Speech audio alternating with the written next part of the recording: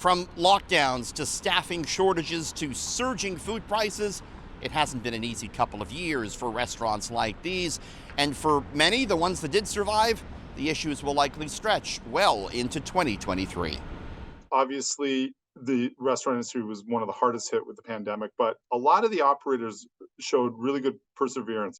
Robert Carter is one of Canada's leading food retail strategists. He's not sugarcoating what the past 2 years have been like for restaurants. While several problems remain, he does believe the worst could be over.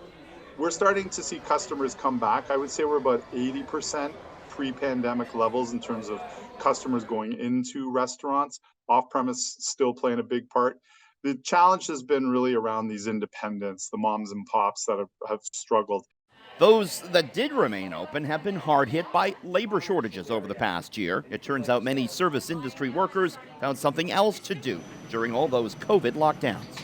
With our labor crunch, it's hard to open for longer periods, longer hours. We're seeing more restaurants closing earlier on weekends and things like that. If you can't really generate income revenues when people are off, that's a problem.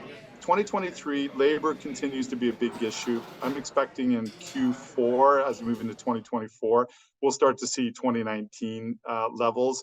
And 2024 and 2025 are going to be great years for the industry.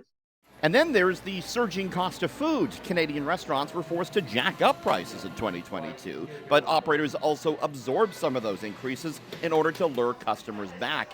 That's leading to conflicting opinions about how much we'll be paying to dine out in 2023.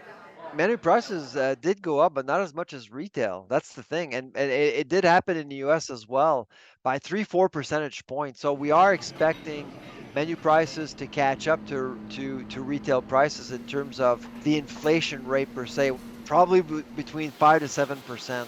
I think we've seen the peak of menu prices at restaurants. I think that they'll start to stabilize or come down a little bit.